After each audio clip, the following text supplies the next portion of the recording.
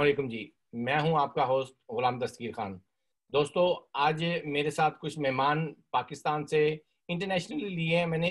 कुछ पाकिस्तान से हैं, कोई स्वीडन से है, कोई जर्मनी से है। आपको पता मैं तो हूं लंदन में, ठीक है। तो मसला हम सारे जो मिलके कर रहे हैं, एक ही टॉपिक पे बात हो रही है, जर्नलिज्म पे। तो चले मैं आपको अपने दोस्तों का तारफ कराता हूँ। सबसे पहले मैं जुल्फ़कार अली साहब हैं, जो खजानची हैं हमारे पाकिस्तान प्रेस क्लब के लाहौर में। और दूसरे हमारे साथ सीनियर जर्नलिस्ट हैं आमर अली साहब। और दूसरे तीसरे मेरे साथ जो साथी हैं जनाब अफनान साहब, वो भी बहुत सीनियर जर्नलिस्ट हैं। वो अभी यूरोप में भी काम कर रहे हैं और माशाल्लाह सबका इनका बहुत तजर्बा है।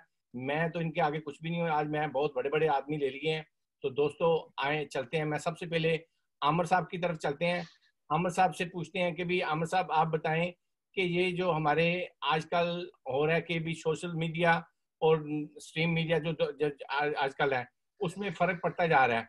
क्योंकि आजकल हर आदमी जो है कि वो एक मोबाइल उठाता है और वो सामने रख के कुछ भी बोल देता है। कुछ नहीं उसने सीखा होता। आपको पता है, आप तो बहुत अच्छी तरह जानते हैं कि बहुत सारे लोगों ने बड़ी बड़ी हिम्मत करके बहुत बहुत कोशिश करके कुछ बने हैं।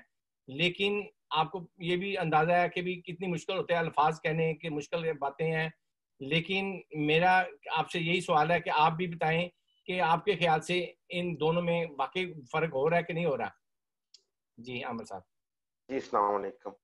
जी पहली बात तो मैं ये करूं कि मैं आपको कुछ अरसा पीछे ले जाता हूं कि आज से कुछ 20-25 बरस पुरानी बात है कि उस वक्त ये सोशल मीडिया का और इलेक्ट्रॉनिक मीडिया का जमाना भी नहीं था।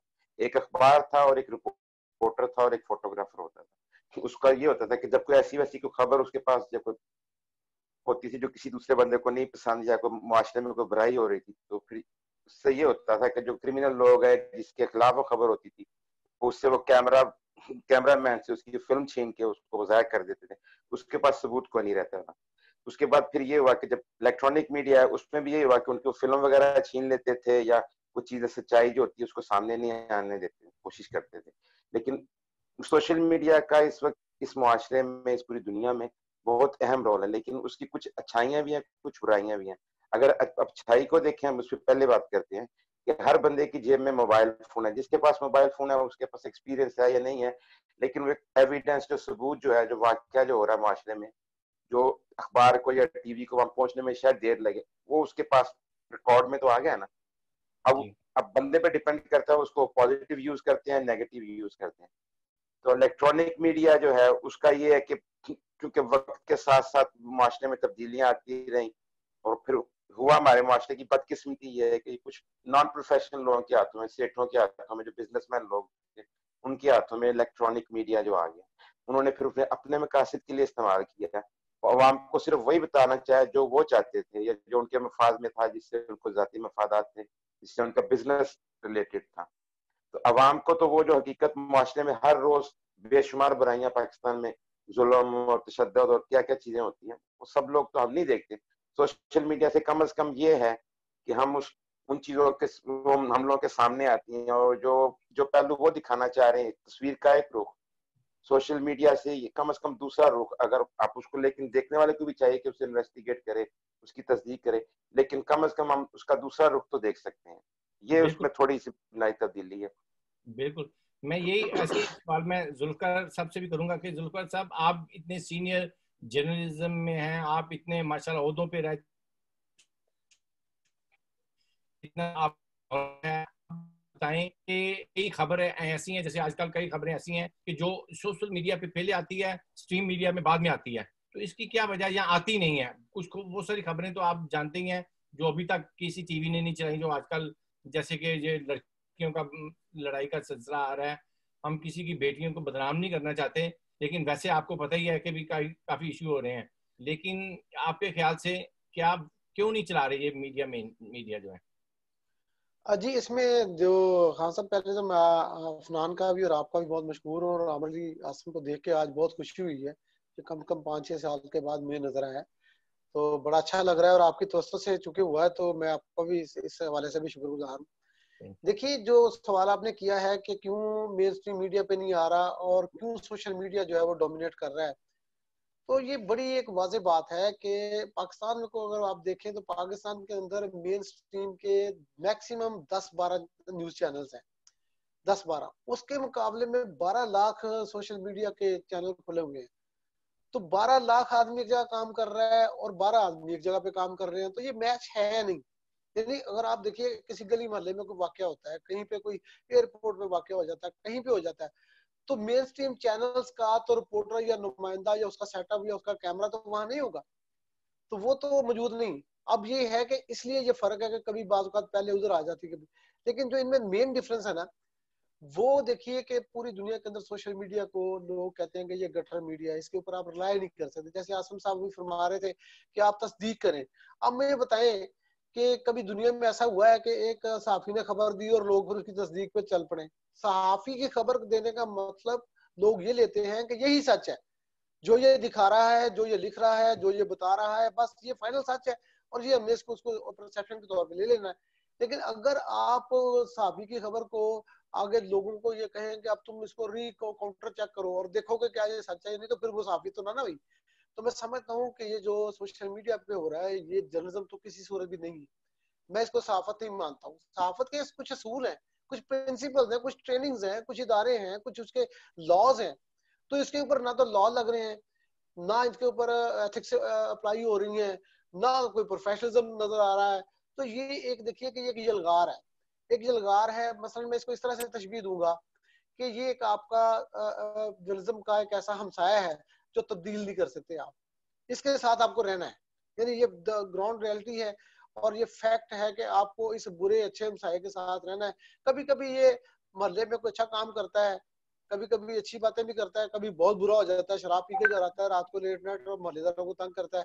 तो ये उसी तरह का हमसाया जो आप तब्दील नहीं कर सकते। यानी हमसाया जिस चेंज नहीं होते तो ये भी नहीं होता, आपने इसके साथ जिंदा रहना है। अब इसके साथ जिंदा टेक्नोलॉजी है जिंदा रहने की, कि आप इसकी अच्छी बातों को जो है वो सोच के समझ के तो बस समझ ले कि ये सही है, और जो इसकी गंदी बातें हैं, जो बुरी बातें हैं, उसकी तरफ से आप मुंह मोड़ ले और इसको ये ना कहें कि तुम बुरे हो, क्योंकि फिर वो आपसे लड़ेगा और फिर कोशिश करेगा कि जो मेन स्ट्रीम मीडिया इसको खत्म कर दो और कह दो कि ये तो बिल्कुल जो है वो नकारा हो गया है, इसकी कोई सोसाइटी के अंदर जगह नहीं रही, जरूरत नहीं रही और ये चैनल बंद कर देने चाहिए और सोशल मीडिया जो हर तरफ से चलना चाहिए। तो मेरे ख्याल में ऐसा नहीं होगा। जो बड़ी खबर है, देखिए ये सोशल मीडिया दे रहा है आपको सोशल खबरें, आवाम के मसाइल के बारे में खबरें। बड़ी खबर मुझे बताइए सोशल मीडिया पे कौन सी ब्रेक हुई? सोशल मीडिया एक ऐसे डाकू का नाम है, एक ऐसे चोर का नाम है जो हमारे मेन स्ट्रीम चैनल्स की इंफॉर्मेशन को चोरी करता है और फिर उसको रिप्रोड्यूस करता है कभी कभी, वरना वैसे ही चलाता है। यानी ऐसे ही पकड़ता है और चला देता है। माँ बाप तो है कोई नहीं, हम इस कॉपीराइट का तो मसला ही नहीं है कि मैं उसको पकड़ूं कि जनाब मेरी आपने मेरे यूट्यूब चैनल को में आप देखिए कि 4 मिलियन के करीब व्यूअर्स थे और 14,500 के या 13,500 सब्सक्राइबर थे। वो किसी को मैंने पासवर्ड दिया, उसने उसको इधर उधर कर दिया। अब उसके ऊपर मेरी 100 से ज्यादा रिपोर्ट्स पड़ी हुई हैं। उसको उन्होंने वैसे ही कॉपी किया है और अपनी अपनी वेबसाइट पे लगा दी है। मैं हैरान परेशान कि यार ये क्या बकवास है, मैं किसको पकड़ूं? कॉपीराइट क्लेम करो जी गूगल को, फलाना, मेरे जैसे सीधे आदमी को ये चीजें तो आती नहीं है। तो मैं सबर शुक्र करके बैठ गया, आखिर में मैं वो यूट्यूब चैनल ही गुआ बैठा हूँ अपने हाथ से, तो जिसकी इतनी शानदार व्यूअरशिप मुझे थी। मुझे लोगों ने कहा कि इसको मोनेटाइजेशन होनी चाहिए थी, तो मैंने कहा यार मुझे तो मोनेटाइजेशन का भी 1-2 साल हुए पता चला है, उससे पहले तो मुझे पता ही नहीं था ये क्या चीज है। बिल्कुल। तो असल में मैं कता कलामी के लिए माजरत जुल्फकार भाई, ये बड़ा अहम आपने सवाल उठाया या बात की है। मेरे जहन में ये बात आती है, अगरचे मैं अग्री करता हूँ इस बात से कि सोशल मीडिया जो है वो आउट ऑफ कंट्रोल है और वहाँ पे कोई रेगुलेशंस नहीं है, कोई एथिक्स नहीं है। लोगों को ट्रोलिंग करते हैं, उनको हरास करते हैं सोशल मीडिया पे, बहुत ज़्यादा मामलात हैं उनके।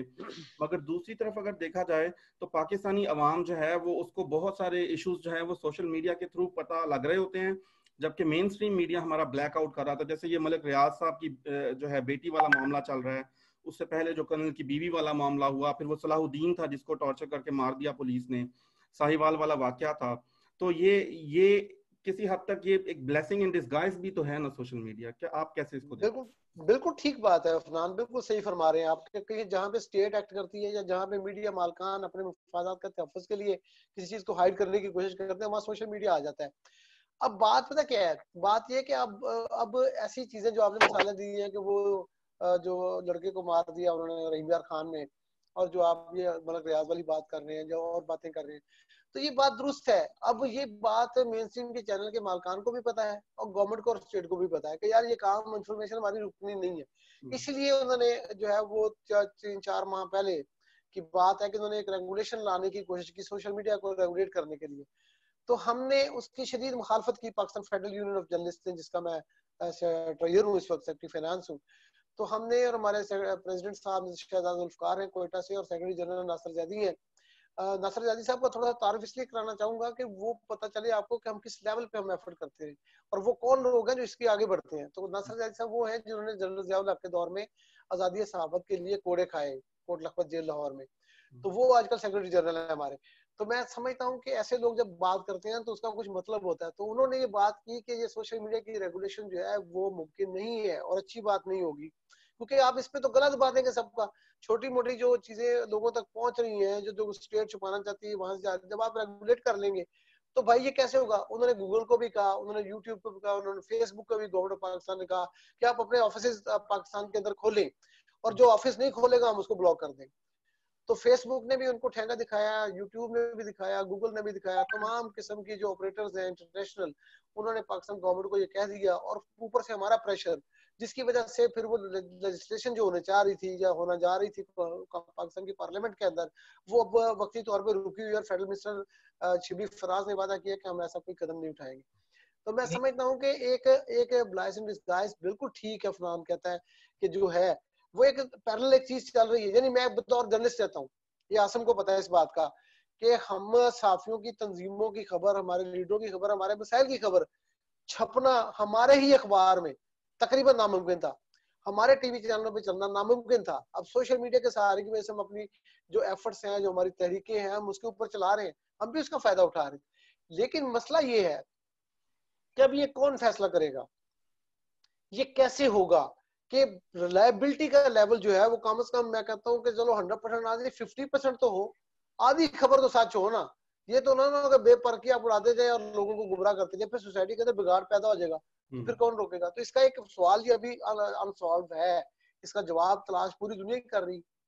बिल्कुल भाई, अभी आप देखें ना, जैसे आप बता रहे हैं माशाल्लाह, नॉलेज की वजह से बता रहे हैं कि जो कुछ भी आपने फरमाया बिल्कुल ठीक है। लेकिन यहाँ पे देखें यूरोप में, अब जैसे कि अमेरिका में एक काला लड़का मारा गया, ठीक है, उसकी वीडियो सोशल मीडिया पे भी चल रही है और मेन मीडिया पे भी चल रही है, ठीक है, सारे चैनल दिखा रहे हैं। आज लंदन में भी जुलूस निकला है, उसको भी लाइव दिखाया जा रहा है, अमेरिका में हो रहा है, वो भी लाइव दिखा रहे हैं, ठीक है। लेकिन अब हमारे मुल्क की जहाँ तक बात आ जाती है, वहाँ पे मेन स्ट्रीम खामोश होता है। जो रायती मीडिया है, जो हमारा मेन, जो जहाँ पे हम कहते हैं कि यार आपको पता है, अगर मैं आपके अखबार में या आपके टीवी में जॉब लेने आता हूँ, आप सबसे पहले पूछोगे भाई कितने पढ़े हो, क्या कुछ पढ़ लेते हो, क्या नॉलेज है, क्या काम किया है तुमने।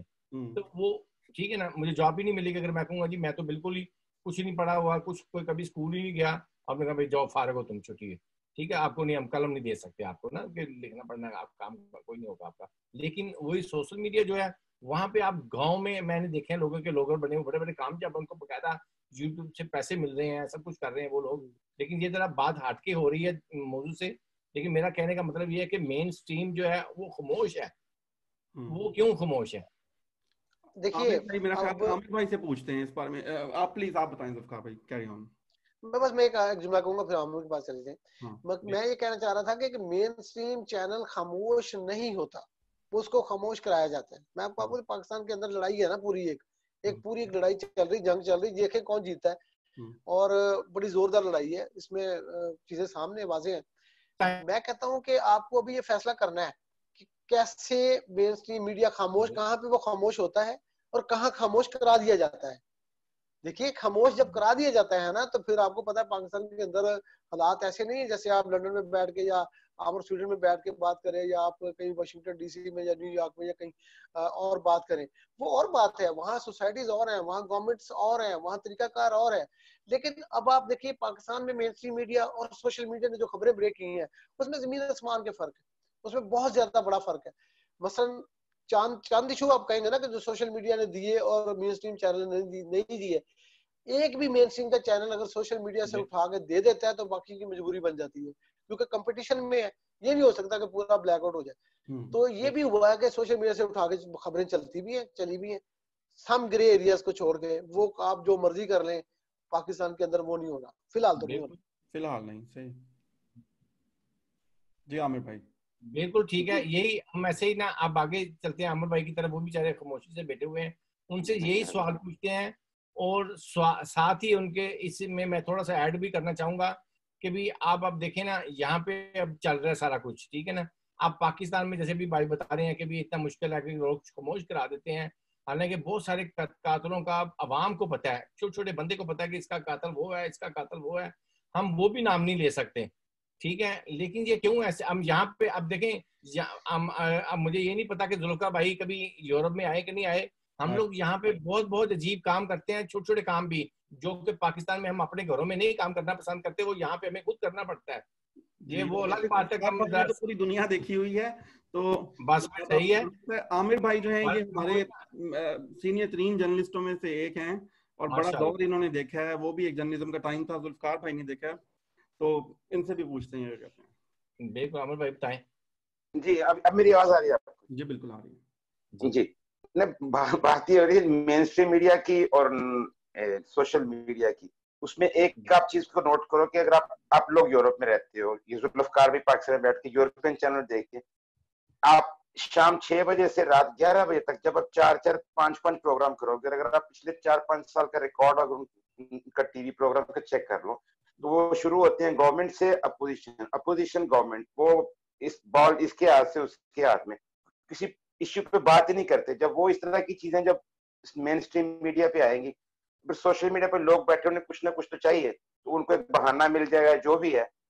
आप सोशल मीडिया पे और भी बहुत सारी पॉजिटिव चीजें, इंफॉर्मेटिव चीजें, अक्सर मुझे कभी कोई इन्फॉर्मेशन चाहिए होती है, हमारे दौर में किताबें पढ़ो, लाइब्रेरी जाओ, इन्फॉर्मेशन लो, सोशल मीडिया पे जाएं, यूट्यूब पे जाएं, और चैनल जाएं, आपको सारी इन्फॉर्मेशन फौरन मिल जाती है। लेकिन यही बात है कि अगर हमारे मेन स्ट्रीम मीडिया पे अगर आप उसका मतलब करें, आप कंपेयर करें यूरोपियन मीडिया से, आप देखें इश्यूज पे बात होती है, इंटरनेशनल इश्यूज पे, इकोनॉमी पे, कितने प्रोग्राम इन्होंने इकोनॉमी पे किए हैं। सारा सिर्फ ये पाकिस्तान के मीडिया पे, मेन स्ट्रीम मीडिया पे जो बातचीत सारा वक्त होती है, वो एक दूसरे को ब्लेम देने की, सबसे आसान काम दुनिया में ब्लेम करना है किसी को, जिस पे ब्लेम होता है वो बेचारा सारी अपनी जिंदगी गुजार देता है, कोई इश्यूज पे बात ही नहीं करते। सुबह शाम 6 बजे से रात 11 बजे तक एक ही किस्म का पैटर्न है, तमाम प्रोग्राम था। तो फिर सोशल मीडिया ने भी उसी पे चलना है ना, उसी की राह पे चलना है।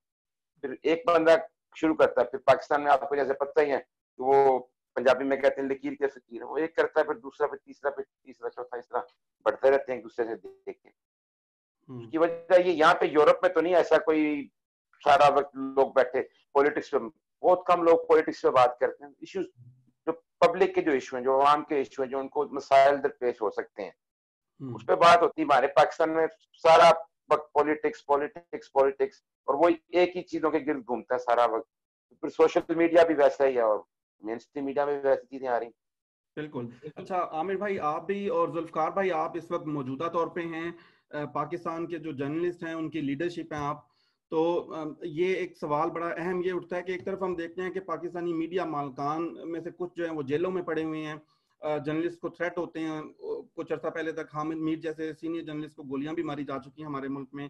और दूसरी तरफ एक वेव है पाकिस्तानी मीडिया के खिलाफ। वैसे तो पूरी दुनिया में कंजर्वेटिव्स जो हैं वो इस वक्त स्ट्रांग हैं, और वो मीडिया के खिलाफ उन्होंने एक कैंपेन चलाई हुई है कि ये मीडिया जो है ये तो दूसरों का साथ देता है, और हर एक के दूसरों की डेफिनेशन अपनी अपनी है। जो यूरोप के इंतहा पसंद है वो मुसलमानों को दूसरा कहते हैं, और हमारे जो इंतहा पसंद है वो शायद गैर मुस्लिमों को दूसरा कहते हैं, या मुख्तलिफ रंगों और नस्लों के लोगों को से मुखालफत करते हैं।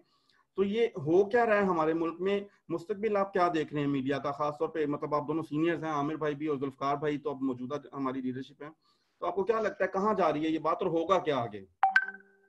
देखिए अफनान, पाकिस्तान का जो मीडिया है वो हमेशा से एक दो बातों पे चलता रहा है।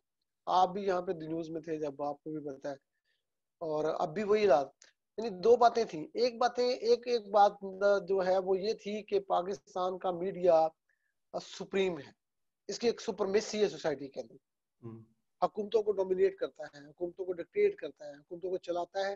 बल्कि मीर शीर रहमान जो आजकल आपकी जेल में है, वो तो ये कहा करते थे घूमते गिराता भी हूँ बनाता भी। ये बात उन्होंने ओपनली कही हुई है। तो फिर दूसरी बात ये थी कि ये लोग आए थे अपने बिजनेसेस को करने के लिए, कुछ लोग इससे पैसा बनाने के लिए और कुछ लोग इससे पैसा बचाने के लिए।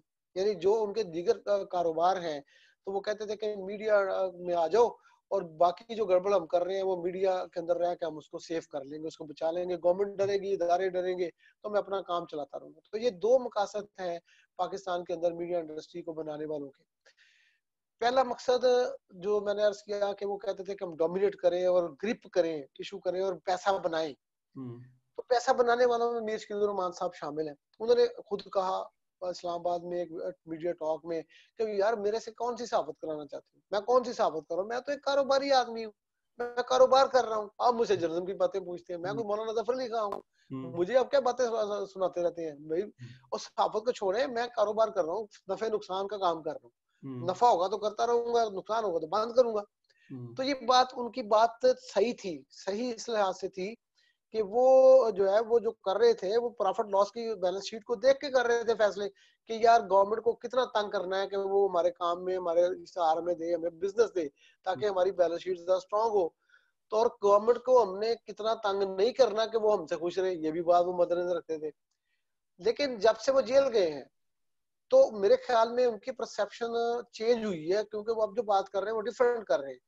मैं मीर शकील रहमान साहब को या दुनिया के मालिकान को या दुनिया के मीडिया के पाकिस्तान के जो मालिकान के साथ, मैंने पाकिस्तान में तमाम दस्तगीर साहब जो उर्दू न्यूज़पेपर्स हैं तकरीबन सब में काम किए। यानी तकरीबन सब में इसलिए कह रहा हूँ कि शायद कि अब जो नया पेपर आ गया हो तो वो तो नहीं शामिल, लेकिन 1900 आप समझिए कि 2000 तक, 2001 तक जितने भी अखबार निकले, मतलब जंग, नवाब वक्त, पाकिस्तान, दिन, मशरक, जुरत, तजारत, ये वो दो न्यूज़पेपर्स हैं जो पाकिस्तान के अंदर थे, यानी इंक्लूडिंग खबरें में भी थोड़ा सा काम किया। तो पाकिस्तान के मेन स्ट्रीम न्यूज़पेपर्स में मैं काम करके आया हूँ। उसके बाद 2004 में मैं इलेक्ट्रॉनिक मीडिया ज्वाइन किया, तो अब तक मैं इलेक्ट्रॉनिक में। तो मैंने देखा ये कि ये सब लोग जो है पैसा बनाने के लिए पहले सोचते हैं। वो जो प्रोफेशनल्स हैं, जो जर्नलिस्ट थे, उन्होंने कहा यार इससे पैसा बनाओ। तो जो प्रोप्राइटर आ गए बीच में, जैसे आसम कह रहा था कि प्रोप्राइटर एडिटरशिप आ गई, यानी बिजनेसमैन आ गया कि यार मैं भी एडिटर हूँ, उसने अपने आप को एडिटर लिखना शुरू कर दिया। तो हमारे पाकिस्तान के अंदर अखबार जब थे तो दो इदारे थे, एक को आप APNS कहते थे, ऑल पाकिस्तान न्यूज़पेपर सोसाइटी, जो अखबारी मालकान की तंजीम थी, जो प्रोप्राइटर्स की तंजीम थी। लेकिन जो प्रोफेशनल की तंजीम थी वो CPN थी, council of Pakistan newspaper editors. Council of Pakistan newspaper editors का जो चीफ होता था, सरबराह या प्रेसिडेंट होता था, वो हमेशा जर्नलिस्ट होता था और वो जिम्मेदार होता था अखबार की पॉलिसी को मेंटेन करने का, अखबार की पॉलिसी को चलाने का और अखबार को चलाने का, उसके कंटेंट की जिम्मेदारी वो लेता था। मालिक को कहता था कि नफा नुकसान आप देखते रहें, कंटेंट मैं देखूंगा। तो ये दो इदारे आपस में एक बैलेंस रख के चलते थे। अब हुआ ये कि जब प्रोप्राइटर एडिटरशिप आई तो जो CPN का जो एडिटर का council of Pakistan newspaper editor थी वो खत्म हो गई, वो खुद ही एडिटर बन गया जो मालिक था। हालांकि उसने जिंदगी में कभी कोई खबर एडिट नहीं की होगी, कभी कोई खबर लिखी नहीं होगी बतौर रिपोर्टर, और कभी उसने खबर को देखा भी नहीं होगा कि यार ये बनती कैसे, कभी फील्ड में नहीं गया होगा। लेकिन वो कहता है मैं चीफ एडिटर इन चीफ हूँ। यानी कमांडर इन चीफ से जब एडिटर इन चीफ बदलना शुरू हुए थे ना, जो खान साहब कमांडर इन चीफ थे, तो एक अदारा बन गया एडिटर इन चीफ। यानी लोगों ने अपने आप को एडिटर इन चीफ कहना शुरू कर दिया। सबसे पहले मजीद निजामी साहब ने अपने आप को एडिटर इन चीफ कहना शुरू कर दिया। तो ये एडिटर इन चीफ का जो अदारा था वो तो हो गया तबाह, और अब आ गया मालिक, वो कहता मैं भी एडिटर इन चीफ हूँ। यानी तो एडिटर है कोई नहीं, चीफ बने हुए, वो खुद ही चीफ, अपने चीफ खुद ही बने हुए। तो मैं समझता हूँ कि ये तबाही की पहली सीढ़ी जो थी वो आप समझिए 2000 में शुरू हुई, जब प्रोप्राइटर्स ने खुद एडिटरशिप संभालना शुरू कर दी। बाद में इलेक्ट्रॉनिक मीडिया आ गया मिड में जाके 2000 की दहाई के। तो वहां पे जो मालकान आए उसमें पहले तो सबसे पहले तो आए अब्दुल रज़ाक एयरवाई वाले। अब्दुल रज़ाक साहब एक सोने के ताजर थे, उन्होंने कहा कि यार टीवी निकालो, तो टीवी निकाल लिया। पहले उन्होंने एंटरटेनमेंट निकाला, बाद में उसको न्यूज भी निकाल दिया। वन वर्ल्ड के नाम, एयरवाई वन वर्ल्ड के नाम से उन्होंने इसको लॉन्च कर दिया। और पूरे लाहौर में आप यकीन कीजिए कि 3 बंदे होते थे जो एयरवाई चला रहे होते थे। हम कहते थे यार ये क्या चैनल चल रहा है, इसको किसने देखना है। बाद में जियो आया, फिर आज में मैं जब 2004 में आज आया तो मैंने इसको ज्वाइन किया। तो फिर मुझे समझ आई कि नहीं, ये इलेक्ट्रॉनिक मीडिया जो है वो फ्यूचर का मीडियम होगा। तो अब अखबार की जान छोड़ के हमने इधर आना, अगर हमने अपने बच्चों को सही तरह से पालना है तो हम उधर आ गए। अब वहां पे गए तो अब अगला स्टेप वहां पे जो अखबार वाला था, जो प्रोप्राइटरशिप वाला था, वो इलेक्ट्रॉनिक मीडिया में भी आ गया। यानी टीवी चैनल ऐसे लोगों ने निकाल लिए कि जिनके पास बेपनाह दौलत है, लेकिन ना सहाफत का तजर्बा है, ना न्यूज का तजर्बा है, ना वो जानते हैं, ना वो वजन उठाते हैं खबर का। तो जो आप कहते हैं ना कि ये जब आप कहते हैं सोशल मीडिया पे आती है, उधर नहीं आती, उधर कैसे आएगी? देखिए वो खबर वहां पे इसलिए नहीं आएगी कि उनके 4, 6, 10, 20, 50, 100 दीगर कारोबार हैं। वो तो उन कारोबारों को बचाने के लिए, प्रोटेक्शन के लिए, जो उनका मुनाफे को वो कहते हैं इधर ना देखा जाए, वरना मीडिया पे मीडिया है। अगर वो उधर घूमने, अब देखे ना, सबसे बड़े मीडिया हाउस पे अटैक कर दिया गवर्नमेंट ने या पाकिस्तान की स्टेट ने या एस्टेब्लिशमेंट ने कह लिया, तो वो नहीं बोल सका, वो सब नंगे हो गए ना। उसका मतलब ये उनके अंदर वो था ही नहीं, कुछ भी नहीं था, वो डुगडगी थी जिसको बजा बजा के वो डराते थे। जैसे आजकल वो आपने देखा ना, ठंडी दल को डराते हैं लोग परात बजा के, तो वो भाग जाता है। तो ये परात बजा बजा के गवर्नमेंट को और स्टेट को और उनके इदारों को भगा देते थे कि हम ये कर देंगे, वो कर देंगे। तो अब मीर साहब को सबसे ऊपर, जो सबसे टॉप पे थे, सबसे बड़ा मीडिया था, उसी को उन्होंने पकड़ के अंदर दे दिया। उन्होंने कहा छूट के दिखाओ, तो नहीं छूट रहे। तो बाकी वैसे दुम दबा के बाकी की तो आप देखिए ना, उतनी कैपेसिटी भी नहीं है ना, इतनी मीर की तो रहमान की कैपेसिटी थी। तो इसका मतलब ये हुआ कि सोशल मीडिया पर चला ले, इधर कुछ नहीं चलना चलाना। इधर वो बातें जो है वो मैं वो सारी चीजें नहीं कर सकता हूँ, आपको नहीं बता सकता हूँ, प्राइवेटली बता सकता हूँ अब नहीं। लेकिन ये कि वो हम इस स्टेट ऑफ अफेयर से गुजर रहे हैं कि खबर के बारे में मुझे नहीं पता, मैं नहीं डिसाइड कर सकता चलेगी नहीं चलेगी, छपेगी नहीं छपेगी। मेरे पास ऐसा कोई इख्तियार नहीं है। मैं हेड ऑफ स्पेशल प्रोजेक्ट्स अपने इदारे का, लेकिन मुझे भी कुछ लोगों को बता के चीज चलानी पड़ती है, जो वो कहते हैं कि पॉलिसी को हम मालिक हैं और पॉलिसी के हम निगरान हैं।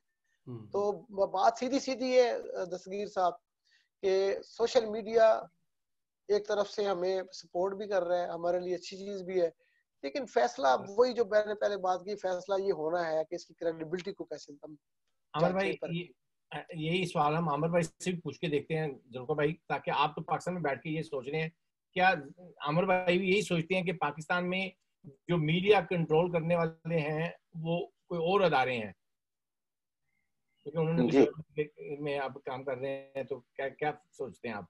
जी, मैं जुल्फकार साहब की बातों से बिल्कुल मुत्तफिक जो उन्होंने बात की है, लेकिन यहाँ पे चूंकि हमारे यहाँ यूरोप में तो नहीं शायद ऐसा, मैं बहुत अरसा तक 12-14 साल रहा हूँ, स्पेन में रहा हूँ। स्पेन में जरा पाकिस्तान की तरह थोड़ा सा है, सोशल मीडिया पे लोग एक दूसरे के खिलाफ, इस तरह की पॉलिटिशियंस के खिलाफ, लेकिन वो दूसरे दिन आती पुलिस ले जाती पकड़ के उनको। यहाँ पे तो फिर लोग इस तरह की हरकत नहीं करते हैं।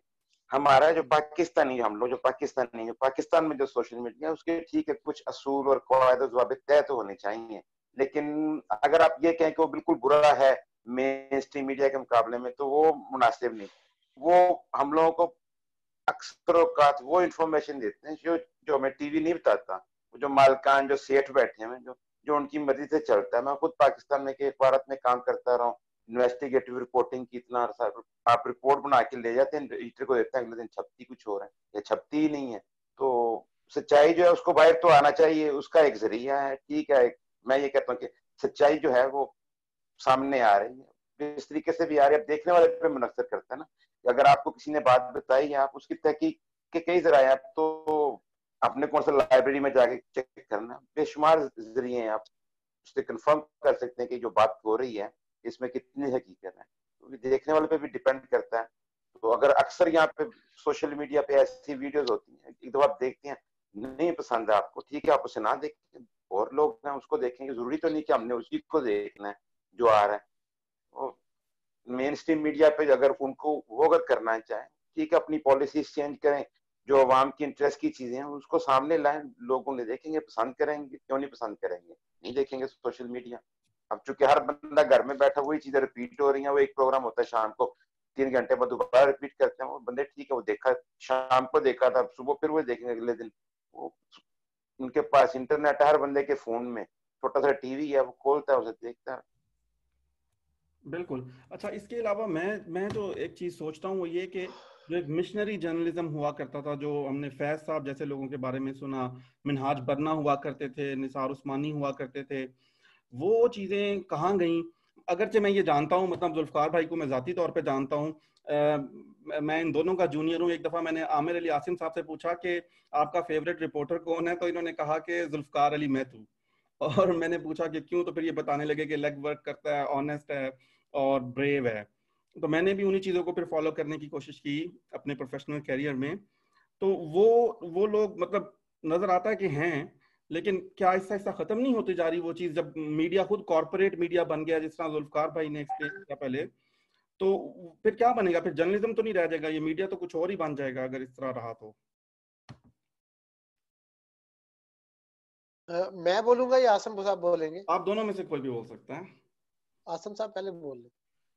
जी, आप जो बात कर रहे हैं, जो नजरियाती जो थे, जो रियल प्रोफेशनल जर्नलिस्ट थे, जब मैंने पाकिस्तान छोड़ा 2001 में, तो उसके छोड़ने की वजह यही थी कि जो वहाँ पे हालात थे, माशी हालात, जो सैलरीज नहीं मिल रही ना, तो इस तरह के बेचारे कई लोग, हमारे सीनियर लोग हैं, किस जुल्फकार साहब को पता, प्रेस क्लब में बेचारे कोई उनको पूछता नहीं। ये जो नए नए लड़के जो उस वक्त आए, बड़े के नाम थे, जो उन्हीं के जूनियर थे, उनको कोई पूछता नहीं। वो बेचारे एड़ियां से मर गए, उनके पास पता नहीं खाने के भी पैसे नहीं थे, किसी के पास किराए के पैसे नहीं थे घर में। तो ये जब हाल होगा, सारी चीजें चेंज हो जाएंगी, तो कहाँ आप फिर एक्सपेक्ट करते हैं कि वो ऐसे नजरियाती लोग, हर बंदे को फिर अपनी अपनी पड़ जाती है। बिस्मिल्लाहिर्रहमानिर्रहीम।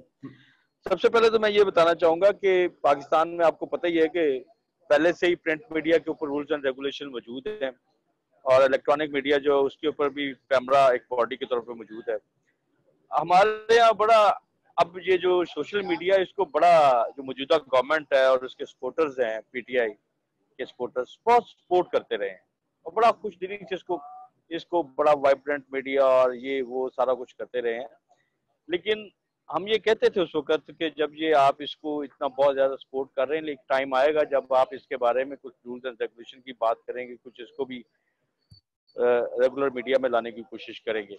लेकिन उस वक्त जो है वो फिर पानी जो है वो पुलों से गुजर चुका होगा और फिर ये चीजें आपके कंट्रोल में नहीं होंगी। इस वक्त सेम यही पोजीशन है कि ये गवर्नमेंट जो है ये बिल्कुल सोशल मीडिया की सपोर्ट से और सारा इलेक्ट्रॉनिक और प्रिंट मीडिया की सपोर्ट के साथ जो है वो आई तो है, लेकिन अब वो इसी के ऊपर प्लान कर रहे हैं कि इसको किस तरीके से कंट्रोल करना है।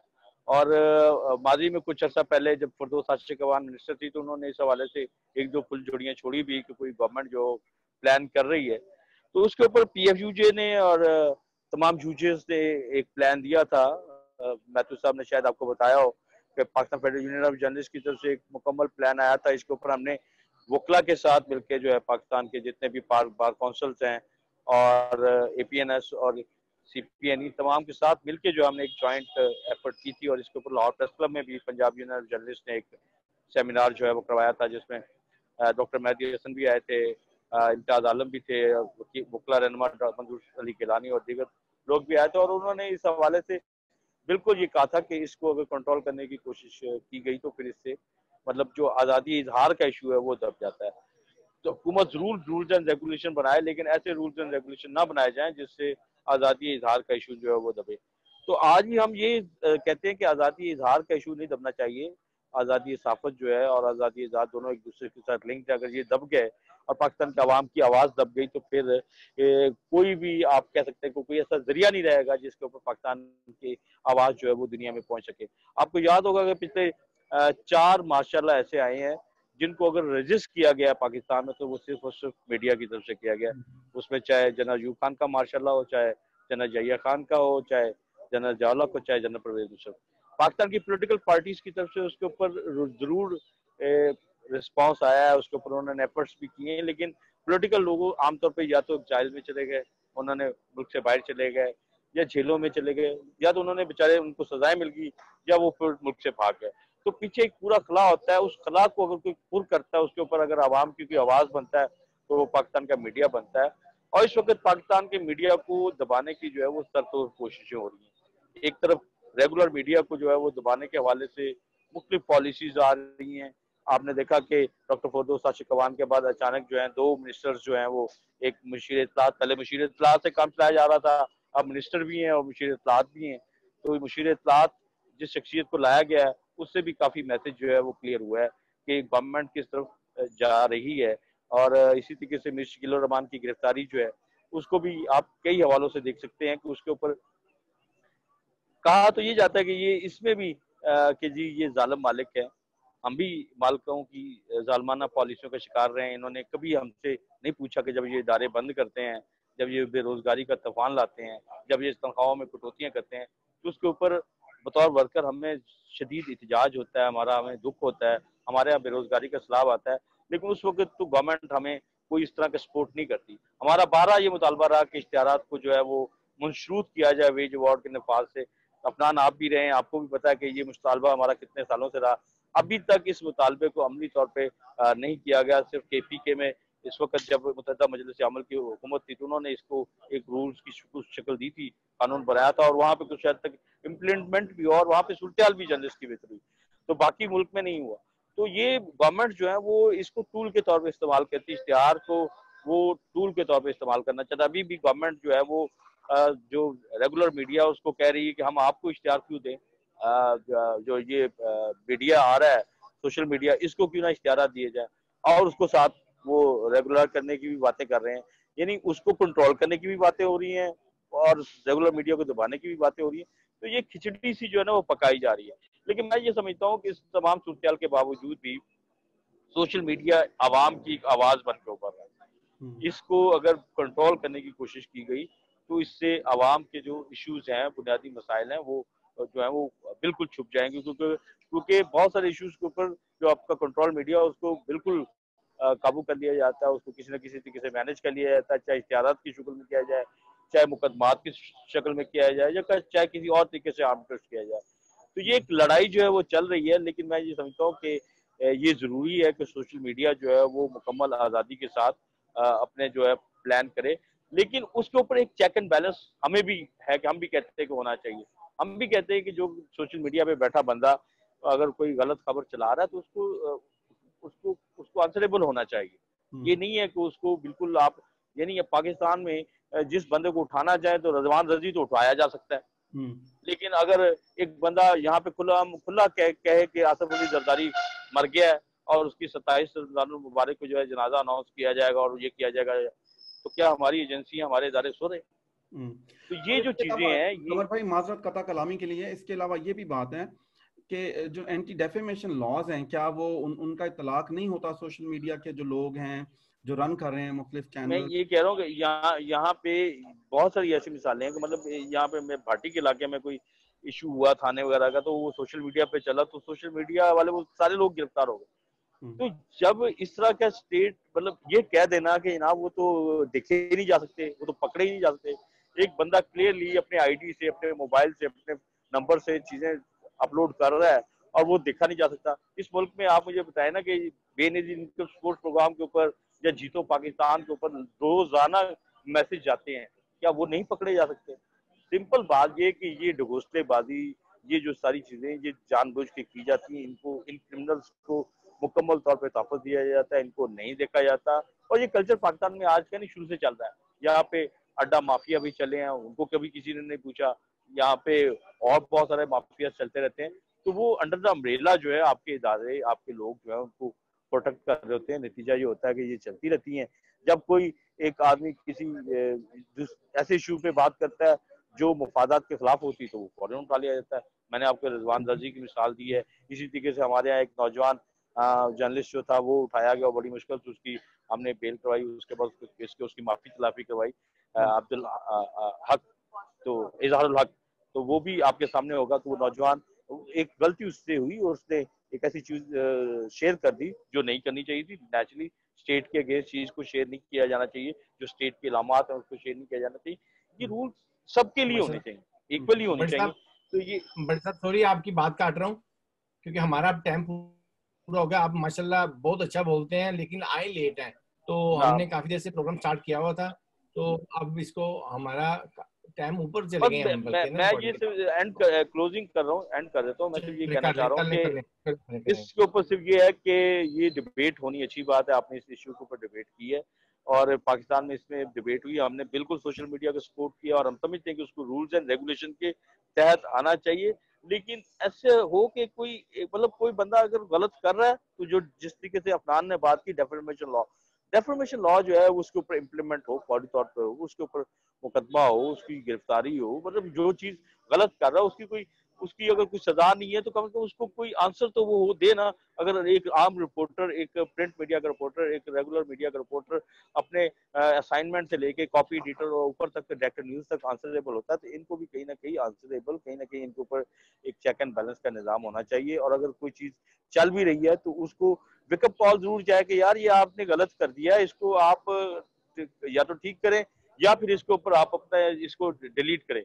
कोई ऐसी चीज हो जिससे ये चीजें कंट्रोल हो जाए, ताकि लोगों के ऊपर फटाफट जो काम का इल्जाम लग जाते हैं, हमारे यहाँ बहुत आसानी से इल्जाम लगा दिया जाता है और उसके बाद उसको कोई पकड़ने वाला नहीं होता। तो इल्जाम तराशी की दुनिया से बचने के लिए जरूर वेकअप कॉल का कोई कानून, कोई इस तरह की चीज हो कि उसको 2-3 मरतबा वार्न किया जाए कि ताकि वो चीजों को रोक सके। अगर नहीं रोक सकता तो फिर उसके ऊपर एक्शन भी होगा, तो नेचुरली वो स्ट्रांगली एक्शन होगा। तो ये चीज है। बाकी मेरा ख्याल है कि ये एक अच्छी चीज है, सोशल मीडिया एक बेहतरीन चीज है, कम से कम आवाम की आवाज आती है। मैंने वो उस्मा खान की मिसाल दूंगा कि उस्मा खान केस के ऊपर हमारा बड़ी डिबेट हुई कि लाहौर प्रेस क्लब में तो प्रोग्राम हो गया, उन्होंने तो जगह दे दी, लेकिन उसके ऊपर किसी रेगुलर मीडिया ने नहीं चलाई। वजह ये थी कि एक एडवर्टीजमेंट पार्टी पीछे बैठी थी, मलक रियाज एक बहुत बड़ी एडवर्टीजमेंट पार्टी है। वो ना सिर्फ एडवर्टीजमेंट पार्टी बल्कि वो मालकान के लिए और चाहते कि वो एक अपना चैनल ला सकता है।